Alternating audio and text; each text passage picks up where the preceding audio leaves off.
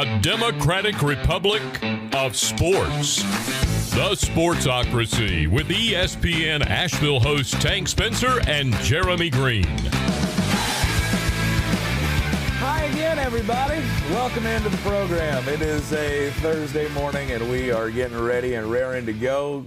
It is time for March Madness to officially begin. I'm Tank Spencer. He's Ron George, filling in for Jeremy Greene. We are live at the Wicked Weed studio, wickedweedbrewing.com. Drink different. You're in the Sportsocracy. Be sure to like, share, and follow the Sportsocracy on all the social medias. Hit like and subscribe on this here channel. Also, if you want to get in on the bracket game, you got until this afternoon. 5:10, I believe, is the tip-off of the first basketball game of the tournament. So you got to get those picks locked in the tournament game. Go to the Tournament Challenge app on ESPN, or the ESPN Tournament Challenge app, excuse me. Just search the Sportsocracy. You can join our little club. Password is MulletMagic. We also have the link and the password in the description of this video. The NFL continues to splash in the free agency. Yeah, just splashy free agency all over the place. We got new signings to go over. The Washington football team, they're doing dangerous stuff. That's going to be a scary team. I don't care. I don't care the questions that you might have about their quarterback situation. Taylor Heineken and Ryan Fitzpatrick, these two guys are going to be able to lead this team into the playoffs, no doubt, coming up in this year.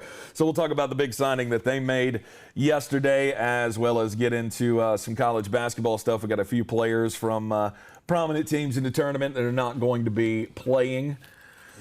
It's already beginning.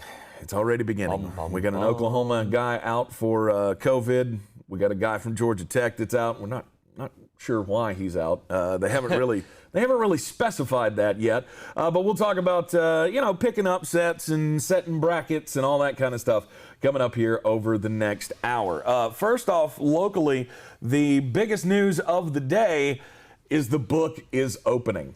The book at Harrah's Cherokee Casino is going to open in 46 minutes. They open at 10 o'clock today with a ribbon cutting ceremony, and this place is awesome.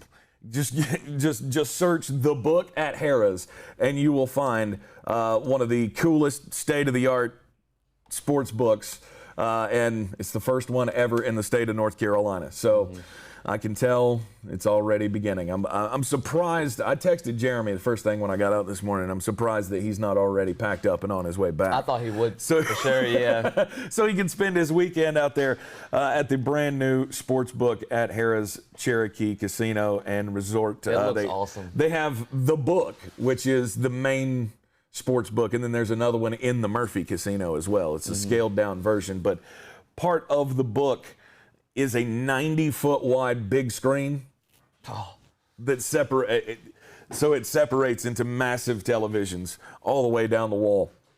They've got reclining chairs and just fantastic things.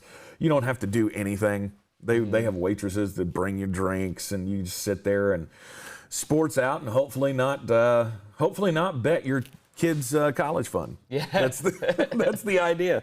But there you go, opening up for the tournament. It's been a long time in the works for Harrah's. They wanted to open this thing originally last tournament, and obviously COVID happened, and everything got pushed back. And so we are glad they've got it open, and we'll be talking more about the book coming up here in the Sportsocracy. All right. Tournament kicking off. Let's start in the NFL, though. Yeah. Because the NFL continues to be the straw that stirs the drink, and there's still all the talk of Russell Wilson and Deshaun Watson. Yeah, don't worry. We're going to talk about Deshaun.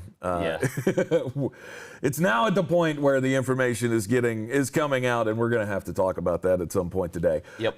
But first, let's talk about the signings that have happened. We've been going over them here, and yesterday, the biggest one, the Washington football team is making some massive waves. 3-year, $34.5 million deal with Curtis Samuel.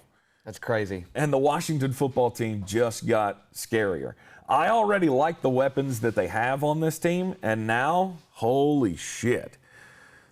I think I think they're on the verge of something really, really good. You want to give your quarterback the best option that you possibly can. And between Logan Thomas at tight end and Curtis Samuel and Terry McLaurin and Antonio Gibson coming out of the backfield catching passes, I don't care who your quarterback is. It's a scary offense. Right. Like, what they have is better than Cam Newton. So I feel pretty good about this Washington offense. And then that's not to say what they've been doing on the defensive side of the ball. I mean, we know how great that pass rush is with Chase Young and Montez Sweat. And now they've added, who was it, William Jackson? Yes, William Jackson. Yeah, William Jackson, the corner from Cincinnati. They just added him as well to the secondary. That's going to be a ferocious team. Yeah, I'm terrified of these You're terrified of them in the NFC? Yeah. You think they're a full-on contender in the NFC? They're going to win the division. They might win a playoff game, but I think give it another year for contender talk. I'm not so sure. I don't have them just on the outside of the contender tier. Well, there's not a lot of competition in the NFC, in my opinion. You have a digressing Saints that were positive. You have Rams. You have a digressing Seahawks, and then you have the Bucks and Packers. After that, there's a drop-off. Huge. So I think this is a chance for the team to get into that level, but I don't think you're going to surpass anyone I just mentioned. Okay. The Washington football team, I believe, no doubt now they are the favorites in the NFC East. Oh, that's without question. I mean, the Dallas Cowboys, obviously getting a healthy Dak back is going to matter, but we still don't know what that defense is going to look like. This gives Washington the total package. They are the Lex Luger of the NFL now. Nice reference. Thank you. I appreciate that. I had to drop that in there. Anyway, I don't see a way that they're not the favorite in the NFC East. Dallas has the firepower to hang with them, and I think that's a one-game division now between them and Dallas. I mean, are they keeping the football team name? No, they're going to change it next year. Next offseason is when they will make the decision on what the new name is going to be. I think they've already settled on the name, but that's when they're going to reveal it. I like it, yeah. Really, you do? I don't. I can't do it. I can't get on board with it. I've hated it ever since they said they were going to do it. It's too soccer clubby. It is very soccer clubby. Right. I'm not down with that. I'm just nervous it's going to be something silly like, it might be Washington Prime. It would not shock me if it's Washington Prime. The Prime? Why the Prime? Because Jeff Bezos is going to probably own part of it. Jeff Bezos is probably going to buy it and be like, yo, call it the Prime. You know, I hadn't even thought about that. The Amazon Prime. Okay. All right. The Washington Prime. I mean, that would be a whole new level to sponsorships in the NFL. I mean, we're already seeing this at the college level now. We had the story last week of Michigan State is now going to be the MSU Spartans presented by Rocket Mortgage. So why would the football team taking this leap, that could lead to something else down the road, another team changing, or if we ever expand overseas or whatever, you could definitely see those teams. I mean, don't some soccer teams do that as well? Yeah. Like the New York Red Bull or something like that? Didn't they have a Red Bull soccer team? They do have a soccer team. Yeah. And Xbox has a soccer team, I think, too. Do they really? They're sponsored by one. Okay, I'm against it now. See, this is a soccer thing that I didn't think about this before. That's one soccer thing to another soccer thing. Stop doing soccer things. It's going to go everywhere in sports. Advertising is too big of a thing for it not to be. Yeah, I mean. And, it's happened before. The Packers were a team sponsored at first. That's why it was called the Packers. Oh, yeah, that would, yeah. So it's happened before. It wouldn't shock me if it happened again. It was meat Packers, wasn't it? Yeah. Which always made me, like, how are you the cheeseheads? You should be the meatheads. Yep. I mean, I get Wisconsin is synonymous with cheese, but your team was a whole bunch of meat packers at the beginning of the scenario here. No, so the football team, they'll be changing their name next offseason. But you know what? If you got a winner as the football team, maybe you just decide to stick with it. If you have, I mean, what's the ceiling for success for the Washington football team this year? I think it's an appearance in the NFC Championship. Oh, That's the ceiling. That's like best case scenario. You know, you catch fire. Cars at get the laid end out of for the you. You season. play the right teams. Right. Exactly. Okay. Not saying they're going to be there because I think, like you said, there are four Best case teams. scenario, yeah. There are 4 teams in the NFC that are clearly ahead of them. It's if you get like the Seahawks in a wild card and then land maybe the Rams. I don't. Something wild. I could see a path, but nothing nonetheless, further than I think this has the makings of a Super Bowl run team in a couple of years. They get a quarterback behind that helm, and yes. They just need a quarterback that's next tier. Ryan Fitzpatrick and Taylor Heineken, they'll be fine, and they will be a playoff team, and they might get a win. But without a good quarterback at that helm, they're not going to go any further than that. Oh, Jeremy has survived. Uh-oh. We now have confirmation that Jeremy has survived. Glad he showed up in the comments. Yeah, exactly. Yeah. He had a birthday and then the St. Patrick's Day the next day. It's always a rocky time, and when you're connected to Jeremy Greene, you always have to concern yourself with, is he going to make it through the next couple of days? He's texted me a couple times. Not full sentences, part sentences. So I know he's been alive in some capacity. He's like, okay. Yeah. I drink lots. Okay. Yep. That's pretty much where it was. One of the last ones I got, I said, it got aggressive. Hurts. Oh, no. That's Vacation awful. Jeremy. Yeah, Vacation Jeremy. There you go. But the Washington football team, to me, I think all the things that they have been doing, there's no doubt that they are the favorite in their division. And to me, I've got the Bucks, the Packers, the Rams, 49ers, Cardinals. Actually, I'm gonna say they're like 6 right now for me in the NFC. Cardinals? Yeah, the Cardinals are. Yeah, they just got Cardinals are A.J. good, too. Greene. The Cardinals are good too, and look, A.J. Greene, he's old. I get it. He's 31 years old, and he's not gonna. It's not like he's gonna reclaim his youth or anything. But he is a serviceable receiver. Now, I did hear a stat yesterday that made me very concerned that of Cincinnati quarterbacks throwing 2 wide receivers last year, they completed I think it was 50% of their passes, maybe under 50% of their passes to every wide receiver not named A.J. Greene. Mm-hmm. On the passes from Cincinnati quarterbacks to A.J. Greene, the completion percentage was like 26%. I mean, granted, there were a lot of off throws and such like that, but he just can't go get the ball like he used to. He's not the same guy. And I don't think you should expect him to be after all of the injuries that he's had and all the time that he's missed. So, I mean, it's fine. I mean, it gives another veteran wide receiver to Kyler Murray. And the interesting thing is Larry Fitzgerald going to stick around? Is he going to be back for another year? I feel like that man's never going to retire. I don't know that he's made a decision yet. And, A.J. Greene has said throughout his entire career that Larry Fitzgerald is a guy that he looks up to, a guy that he's always tried to emulate and be like.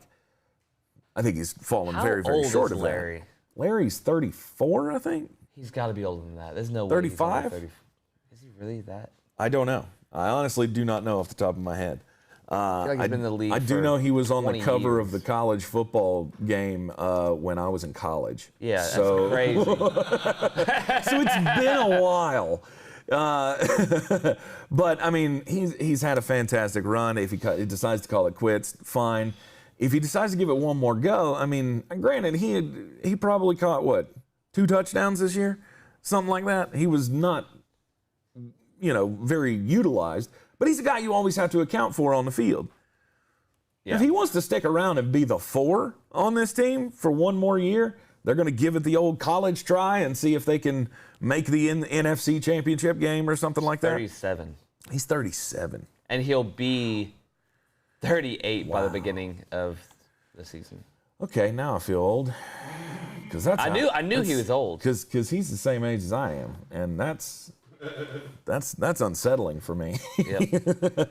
But I mean, he's one of the all-time greats. But can you imagine throwing out there DeAndre Hopkins? You got Christian Kirk. You got AJ Greene. You got Larry Fitzgerald. That's a lot of good accolades that you got on that field. Aside from Christian Kirk, he hasn't really done much in his young career, but he's been overshadowed since he's been there. So I think Arizona's really got a good shot. I'm not saying they can lay claim, Jeremy, to the best team in the NFC, but they're going to be up there. Mm-hmm.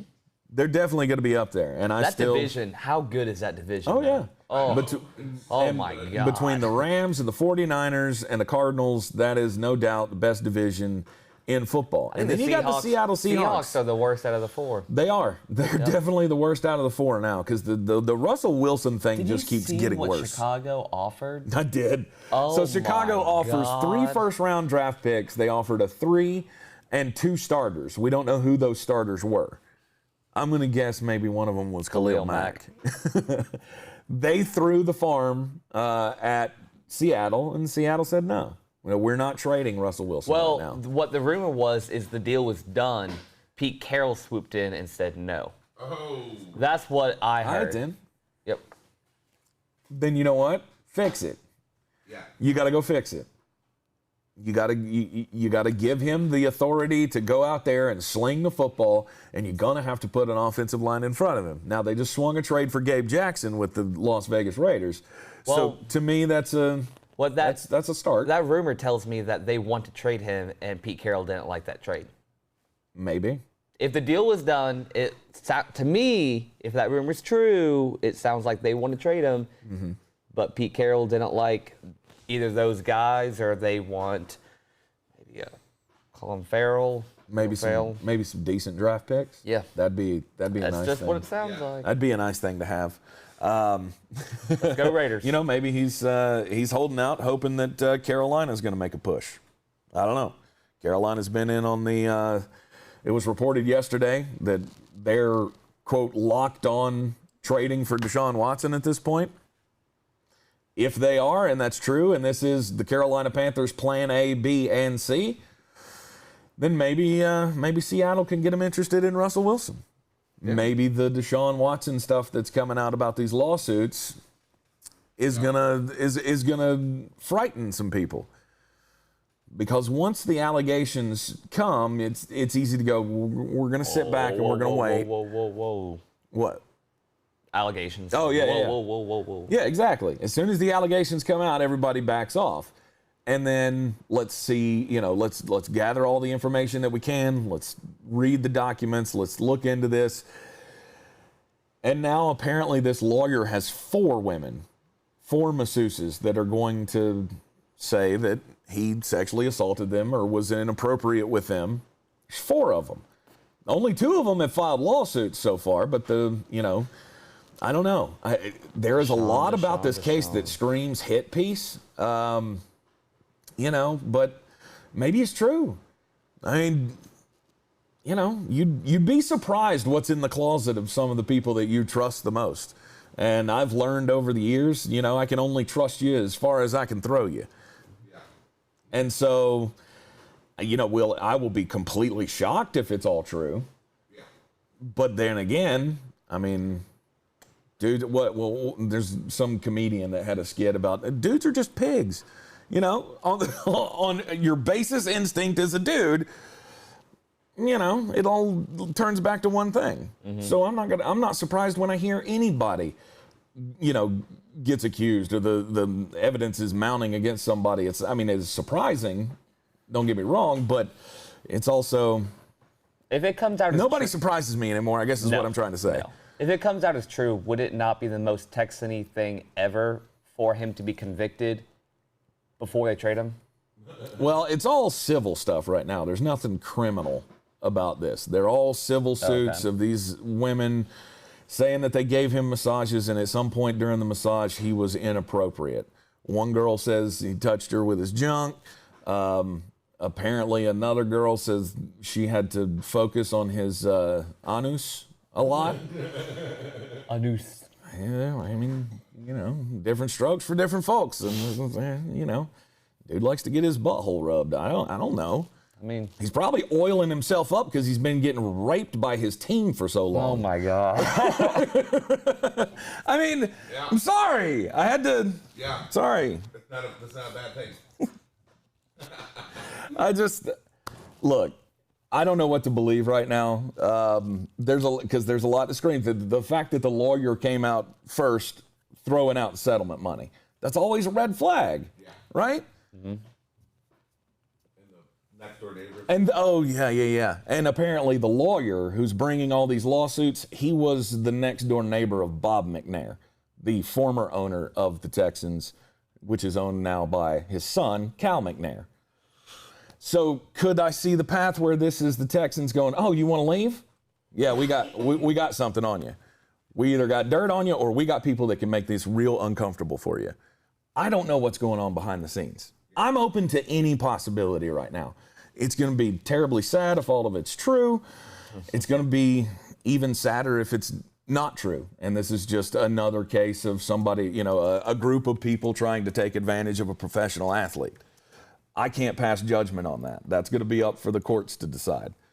But I think it is concerning for other teams. Mm-hmm. You don't want to trade for him and then find out that, look what happened with Antonio Brown in New England. Antonio Brown gets the trade, goes to New England, plays with Tom Brady for one game, and then what happened after that? Sexual assault allegations came out. And they cut him because they had no choice. You can't win this battle, or you can't fight this battle, I guess. Yeah. So is there truth to it? I don't know. That's not for me to decide. Mm-hmm. But I can tell you that every other team in the league right now is going to look at it and go, I don't know about that. So if the Carolina Panthers were focused on trading for Deshaun Watson, maybe Seattle thinks they can get a better deal from Carolina for Russell Wilson. If Panthers don't trade for Darnold, they're doing it completely wrong. I agree. They've give up way too much for Deshaun, but I think they're the only team that are in the potential for getting him. Well, I'm not a GM. You're not. I'm not a GM. I don't think it should be, but I did say the Holiday Inn last night.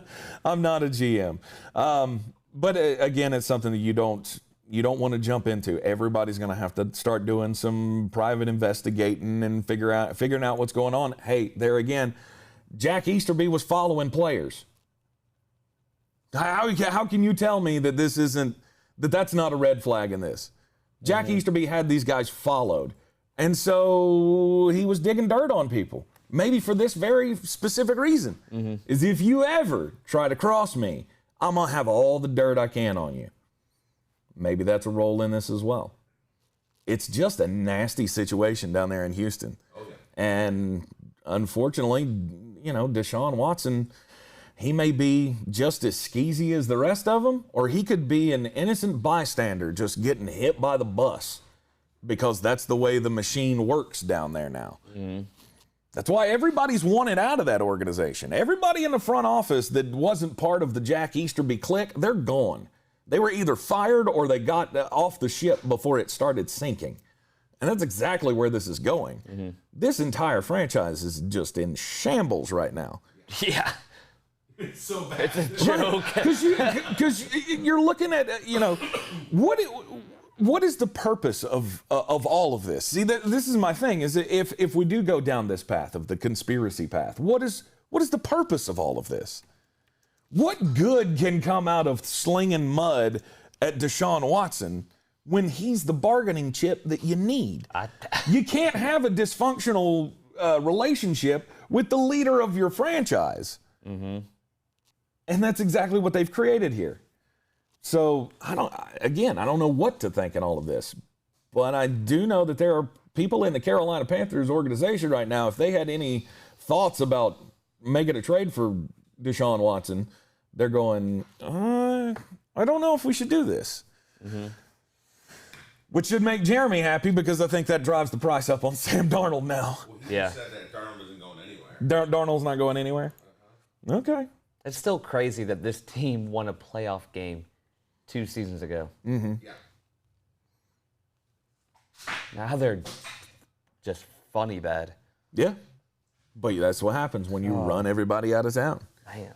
You let Bill O'Brien have his way until there was no coming back. You lost your draft capital. You sent Nook away, or Nuke, whatever his damn nickname is. Help me out here, Kevin Vick. He's a Clemson fan. I think it's Nuke. I think that's how you say it.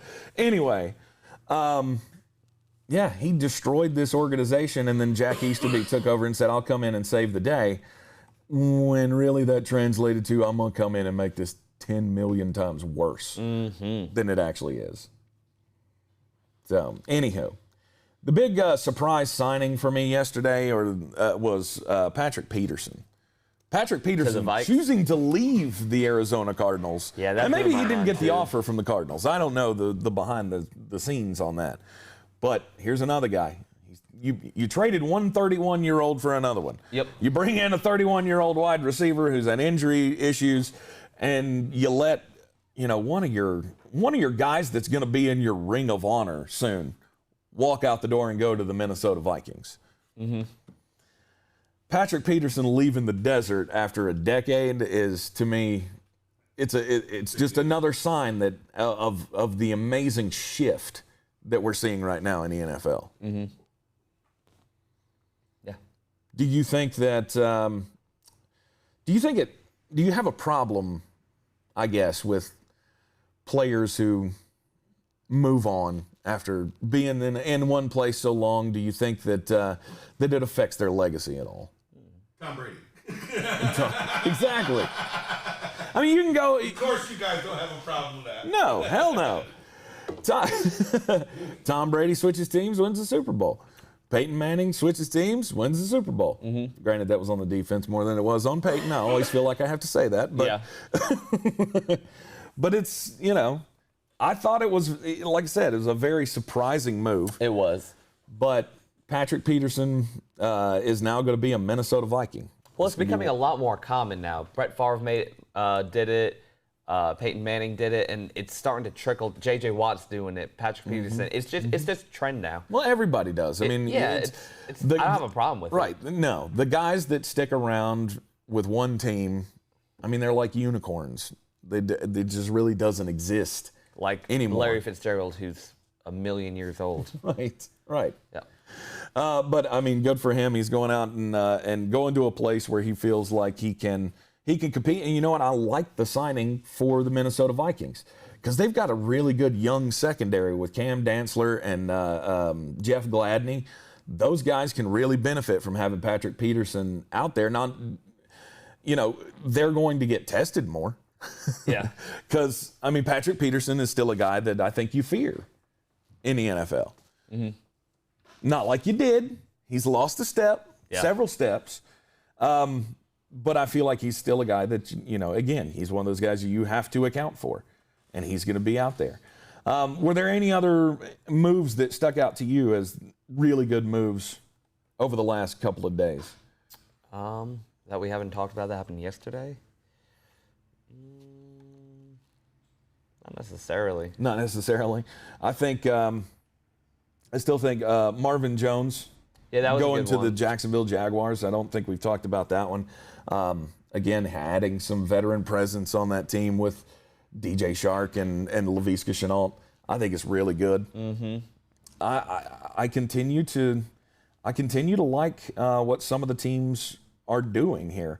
I think the Las Vegas Raiders plan kind of confuses me right now because one of their biggest strengths last year was their offensive line, and now they're just blowing it up. I mean, they sent Rodney Hudson yesterday in a trade. Mm-hmm. They've traded who else? They Dang it! Somebody back to the New England Patriots. Trent Brown. Trent Brown went back to the Patriots. Rodney Hudson's now with another team. I lost the Arizona Cardinals. Yeah, he went to the Cardinals. Hudson went to the Cardinals. And so that's another move. Another move for the Arizona Cardinals. Gabe Jackson is now with the Seattle Seahawks. So that's the Seahawks making their first offensive line move, which is a true positive for them as well. I am surprised that we still have a bunch of names out there that haven't picked up on, and I'm not hearing a lot about. Yeah. Kenny Galladay's chief among them. Yep. I thought for sure we'd have rumors galore about who's being in on Kenny Galladay, and I'm not hearing a lot of rumbling right now. I think they're just asking for a lot of money, and teams are a little bit more maybe hesitant at signing them. Being frugal. Being a little more frugal. The NCAA tournament kicks off tonight. Got the first 4 games going on, and tonight's nightcapper, I still look at it and go, that's fucking weird that we have Michigan State and UCLA in a play-in game as the 11 seeds. They'll be tipping off at 9:57 tonight. Appalachian State takes on Norfolk State at 8:40. Wichita State, what's that? Mountaineers. Wichita State and Drake at 6:27. And at 5:10, tipping off today, Texas Southern and Mount St. Mary. So don't feel like you have to, rush home. You can skip the game or, just catch the last few minutes of the game tonight before the action kicks in heavy with Drake and Wichita State. How many I think I asked you this question the other day and you said none so far. How many brackets have you done? 6 brackets. Do you end up with the same result every time? Gonzaga, yes, every time. Every time? Every time. You've not even switched it up to try anybody else? I would be shocked if anyone else wins. Well, I can understand that. What was it? Yesterday, I think ESPN put out their cumulative list of all the experts making their pick. And out of the 32, I think it was something like 26 of them had picked Gonzaga to win the national championship, which tends to scare me. Because what's that old thing? And part of me wants to make a bracket where I don't pick them, and then every time I'm doing it, I get to the Final Four, and I'm like, I don't see any other team beating them. Right. It's, I think they're on a path. Like I said, that is the one bracket that I think is the easiest path to a title. Because Gonzaga's already beaten everybody in their bracket. The major teams that could give them fits in their bracket, they've already beaten. They've already beaten Kansas. They've already beaten Virginia. They've already beaten Iowa. And they won all those games easily by double digits. Again, that was earlier in the season. But still, I think they are... in the second round, they're going to have to end up playing Oklahoma or Missouri. Probably going to end up being Missouri. Quanzo Martin's boys are catching a little bit of a break because Oklahoma's going to be without their number 2 starter to start out the game, or just for the first weekend of the tournament at least. Davion Harmon tested positive for the coronavirus.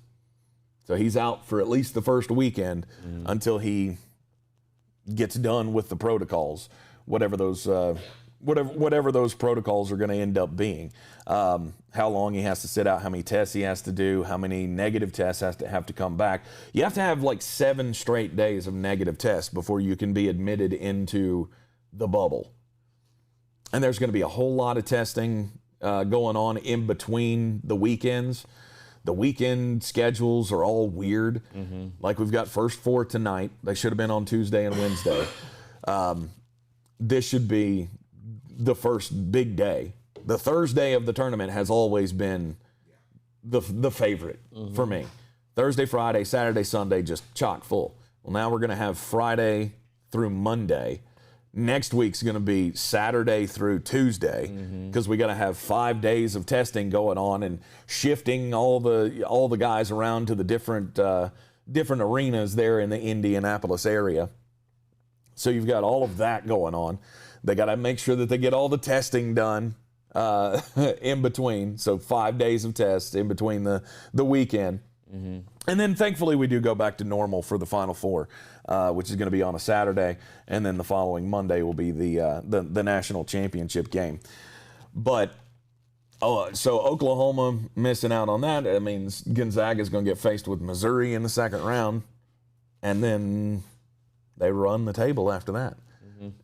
Virginia, Kansas, Iowa, one of the all of those teams they could beat. I don't think there's another team in the country that matches up really well with them, especially when they have so many stars on that team, and they're just so damn good. It's everything you want. The only thing that this team is missing that doesn't check a box for me for success in March Madness is a senior point guard. Senior point guards, to me, and March Madness, they're one of the most, I guess, invaluable things that you can have. Yeah. Guard play is always key in March Madness. Jalen Suggs is one of the best in the country, if not the best in the country. Yeah, I'm pretty sure he's the best. Yes. And then the only other, I think it's going to be chalky after these first couple of rounds. And I still don't see too many upsets coming our way. Up to the first round, I don't either. How about let's look at the South region. Okay. So we just went over the West region. Let's look at the South region. You got Baylor as the number 1 seed. Yep. To me, I don't think there's anybody in that bracket that matches up well with them. Ohio State, if they make it that far, but I'm not big on Big Ten teams. Yeah. I'm just not. I mean, I get that the Big Ten was a murderer's row this year. Ohio State's good, though. It's good basketball. I'm not knocking the product. I'm just saying it's hard for me to believe in Big Ten teams when it comes to the tournament. I mean, unless, I don't know. It's hard for me to imagine Chris Holtmann leading a team to a national championship. Maybe that's just my own biases because I saw him coaching in the Big South a few years ago. Yeah. But he's one of those guys that's been on a meteoric rise. But North Carolina, Wisconsin in the first round. Could North Carolina give Baylor a scare in the second round? If they make it, I'm putting them through to the first round. I understand. I am scared, though. I am scared about Michigan. Wisconsin. Sorry. Oh. See, Big Ten teams, they confuse me. Heard. But I heard a stat yesterday that I really, really like. Roy Williams, he's 29-0 all time in the first round of the tournament. He's never lost in the first round. Never lost. Now they have gone out a few times in the second round of the tournament, but so far he's going for 30-0. That'd be a hell of a mark to reach after you just passed Bob Knight on the all-time wins list. So Carolina goes to the second round. Can they scare Baylor? I mean, it's a different. Their guards are going to tear up Carolina. Yeah. I mean. Yeah, I don't see them beating Baylor. There's a path where you could. I mean, you're going to have to try to take advantage with the size that Carolina has. I always have a bracket where UNC. I have a bracket where UNC goes a little further and beats Baylor, but that's just because UNC somehow does that sometimes in March, where they'll just shock me and be good in games like this. But on paper, they shouldn't. Yeah, I've always felt I got a pretty good feel about Carolina going into the tournament. I'm always able to be pretty objective. Now I will do my homer bracket. Everybody's got to have their homer bracket. I got to have at least one bracket every year Carolina goes and wins the national championship. I'm not going to do anything in that bracket. I know I'm going to lose, but God damn it, they're my team. Yeah. And I got to have them through to the national championship. But in my true to yourself bracket, North Carolina will get through the first round with Wisconsin. Wisconsin poses a problem because they're, they have that way. They take care of the basketball, play the fundamentals well, shoot well, all that stuff that Carolina sucks at. That's the stuff that Wisconsin's good at. And they're going to give them a fight in the first round. It's not going to be an easy game. But if Carolina wins, Baylor doesn't have to worry about them. Winthrop, a lot of people have Winthrop pulling the upset over Villanova, with Villanova playing without Colin Gillespie. I don't know. I really don't know. It's a stretch. Well, I mean, Winthrop's good. They're a senior-laden team. DJ Burns turned it on and played really well in the Big South final. There's not really anybody in the Big South that matches up well with him, though. He's such a big dude. I mean, this is he's like a, I don't know, like a cheap Charles Barkley kind of guy. A little more athletic, doesn't shoot as well, not near as well, but he can be a force down low. But Villanova, I mean, Jay Wright leading that team, they seem to have it. It's a team that I'm not going to be betting against. So I don't see Winthrop pulling the upset there. Could it happen? Sure. Would I like to see it happen? Absolutely. I love upsets. I just don't think it's a high probability. And you got Ohio State as the 2, Arkansas as the 3. I think Virginia Tech will give Ohio State fits in the second round. Because I got them beating Florida in the first round easy. Yeah. But it's Baylor. Yeah. At every turn. I always come back to it's the number 1 seed. Yeah, I don't see them losing the what. I want to say Florida State, but after losing ACC tournament, I'm a little bitter. I can't see them. Illinois is the number 1 seed in the Midwest. That 8-9 matchup, Loyola Chicago and Georgia Tech, I think we're going to get to see Loyola Chicago take on Illinois in the second round. Because Georgia Tech's going to be without the ACC Player of the Year. Moses Wright has been ruled out for the first round game for Georgia Tech in the NCAA tournament. I guess he's dealing with some kind of injury or something. There wasn't really a reason given for why he's going to be out. So that right there, there's your Cinderella team. Yeah. Is going to make it to at least the second round, and we'll see what they got against Illinois. Yeah. But to me, Illinois is head and shoulders above everybody else in that bracket. Yep, I agree. I don't think Georgia Tech can win without Moses. Moses has been like the glue guy for that team. He's a go-getter on the boards, and it's not going to be easy. Against Missouri? It is not going to be easy without him. Whoever wins going to get stomped by Illinois the next game, though. Who? Whoever wins Missouri, Georgia Tech, going to get stomped by Illinois. Or Loyola Chicago. Oh. Loyola Chicago, Georgia Tech. Oh, I'm looking at the wrong one then. Oh, yeah. Yeah, I got the wrong bracket. Oregon State as the 12 seed going up against 5th seed Tennessee. That might be the one. Usually you can feel pretty good about picking a 5 against a 12, although it hasn't happened in a while. I think the last time it happened was 2016. Or no, sorry, my dyslexia is kicked in. That's the last time a 15 beat a 2. Oh, my bad on that. But I think there's one pretty much every tournament. 2019 was not a great. 2019 seems to be the outlier for every stat. Like there are several stats that you can look up about. Oh, this always happens, except for in 2019. Yeah. So that might be what I'm remembering about that, is that it's one of those things that it happens so often that it's rare that it doesn't happen, that there's a 12 that beats a 5. But I can't believe in Oregon State coming out of the Pac-12. I don't think they're getting a win in the first round. Winthrop's not getting the win over Villanova. I just don't see I think maybe this. Maybe the Oregon State thing happens. I don't know. I think that's the closest one. Oregon State's kind of on a tear after winning the Pac-12. Yeah, but Tennessee's real good. Mm-hmm. Oklahoma State takes on Liberty. Liberty shoots the ball really well. They're a great little mid-major school, but they don't face any competition. Mm-hmm. And Oklahoma State comes in with Cade Cunningham. And I think Oklahoma's, if there's one bracket where I could see a 4 seed making the Final Four, I think it's the Midwest. Mm-hmm. I love Illinois to death, But that Oklahoma State team, that team's just a little bit different.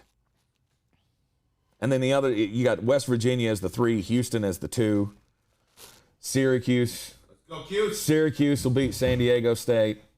That'll be one of your 11 seeds that wins. But I can't put anybody else in the Midwest bracket other than Illinois. Yeah. Through to the Final Four. Mm-hmm. It wouldn't shock me if it's Gonzaga versus Illinois. Mm-hmm. That's the final I have. Yeah, that's one of the finals I have too. And then there's the East region. Big question in the East region is what is going to happen with Isaiah Livers? Is Isaiah Livers going to be healthy? Or is he going to be useful if he comes back and he's only 75%, 80%? Is Michigan going to be the same team without him? Right. They lost some big games in the Big Ten. They lost to Illinois in a blowout. They lost to Michigan State, which is, it's not a horrible loss, but still, losing to Michigan State is not it.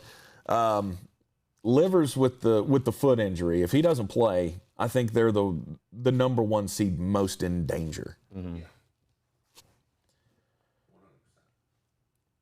And there's nobody in that division or in that bracket except for Alabama, maybe Florida State. Maybe Florida State. I think that Florida State-Alabama game's got a chance to be a barn burner. Yeah. But I could see that's the one bracket where I have a number 1 seed losing. Is out of the East Yeah. to Florida State? Yeah. My Final Four still remains the 3 number 1 seeds, Gonzaga, Baylor, Illinois. And I've got Alabama coming out of It could very easily making their very first Final Four. It could very easily be Gonzaga, Baylor, Illinois, Michigan. Right. Very easily. But the important thing to do, though, is as you're making your adjustments for your brackets, you're setting all your picks and everything, just pay attention to the news. Keep a close watch on the news coming up to, you got to lock your picks in by 5 o'clock this afternoon. Mm-hmm. So just keep an eye on the news cycle because Georgia Tech losing the player of the year in the ACC is definitely going to affect them against Loyola Chicago. Oklahoma, that's a tough Missouri team that they're taking on. And without their second leading scorer, it's going to be real tough for them to pull out that win. Mm-hmm. Yesterday we got the all clear shortly after this program was over that all 68 teams had reported that they are going to be eligible for the tournament and that there will be no replacement teams. The field, I think, is locked in now. So Louisville and I can't even remember who else was on that reserve list. Give me a second. I got it written down here somewhere. I know I did. Anyway, regardless, Colorado State, St. Louis, Ole Miss, and Louisville. Those teams, they're not getting in. Yeah. We're locked in at 68 teams. Nothing's going to change from now on, and now it's just monitoring the injuries. And with the new sports book open in Harrah's Cherokee Casino, you'll definitely want to keep tuned onto the injury wire and who gets close contacted throughout this thing. Mm-hmm. Again, teams only have to have 5 guys that are available to compete in a game. So definitely keep on that. Brackets close this afternoon at 5 o'clock. Get in on the Sportsocracy bracket group on the ESPN app, the Tournament Challenge app. Download it. Search the Sportsocracy. The password is MulletMagic. Get in on the fun now. And the link is in the description to this video. If you don't already have the app, you can just click the link on the description in the video and join us. And we'll be doing updates throughout the tournament, letting everybody know how well you're doing. Jeremy will definitely let you know how well he's doing. He likes, banging his own drum. Mm-hmm. Better than anybody in the business. Last night in Milwaukee, overtime, Giannis took over. Yep. Dude scored a lot in overtime and scored like the last 7 points of the ball game. Didn't cover though. They didn't cover. No. By 2 points. But against the Philadelphia 76ers, they end up winning 109-105 in overtime. And Giannis had some fun with it. He went on a 7-0 run himself versus the 76ers to close out that ball game and give him the win. And when he hit the dagger shot, he just dropped on the floor. He sat in the middle of the floor, stared straight into the camera, and just smiled. And that pissed a lot of people off. And then he ordered a Philly cheesesteak at the press conference. Is that right? He did. He was like, I have a Philly cheesesteak over here. Come bring me a sandwich. He was having a lot of fun. That. And then when they asked him about it, they were like, well, you know, some could see that as you know, gloating too much on the court with you sitting down at the logo and staring into the camera like that. And he's like, I'm just out here having fun. I thought that's what we were supposed to do, is have fun. And I like to have fun. And I'm here to have fun. He said fun like 18 times. I love the way he talks with it, too. I like to have fun. He's got that accent. You like that accent? I love it. I love any press conference Giannis does. But he said, sit back, relax, and just enjoy the show. Enjoy the show. Which is where I'm at. I love it when players can have fun on the court like this. And you know what? If you feel bad, win the fucking game. I'm sick and tired of hearing people get their feelings hurt because somebody, we're baseball fans. And every time in baseball, you flipped the bat, you shouldn't do that. Fuck off. You tell him, Tank. I want to see it all. Touchdown dances, bat flips. I want to see dudes staring other dudes down. Kobe Bryant stepping over the peace sign. Allen Iverson. Antoine Winfield I love Jr. that. I like stuff like that. I want to see the charisma of these guys come out on the field. And I especially NBA gets real soft. Do you see that one foul? I forget who it was. The dude just stared at him after making a block or a shot, and the NBA gave him a technical foul. And I was like, what? Yep. Yeah, NBA. To me, there's a difference between being an asshole and just having fun. You know, it's when it crosses that line. Taunting to me has always been one of those iffy things. Mm-hmm. Like, if it's that outrageous, let the dude flex. Let him flex on him a little bit. Yeah. Why not?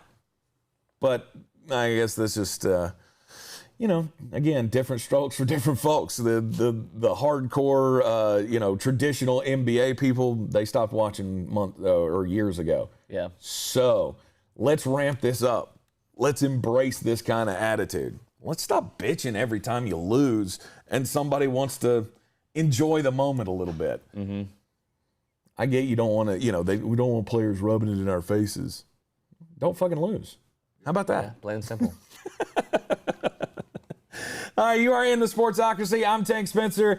He's Ron George. I'll continue the conversation this afternoon with Caleb Peak on ESPN Asheville, 92.9 FM, 880 AM, and 1400. You can hear us live or on demand to take us everywhere you go with the iHeartRadio app. We'll be on at 3 o'clock this afternoon talking more basketball. We're going to finish up our baseball previews. We've got 2 more divisions to do. We'll save the best for last, so we're going to do the AL East today. Braves, obviously, have their home locally on ESPN Asheville throughout the season. So we'll get into the baseball previews, basketball, keep you up to date on everything going on in free agency. Be sure to join the bracket game. Again, the link is in the description of this video and every video that we put out for the last few days. Get in on the contest and have a great day. We'll keep you up to date. And we are live in the Wicked Weed studio, wickedweedbrewing.com. Drink different. See you this afternoon.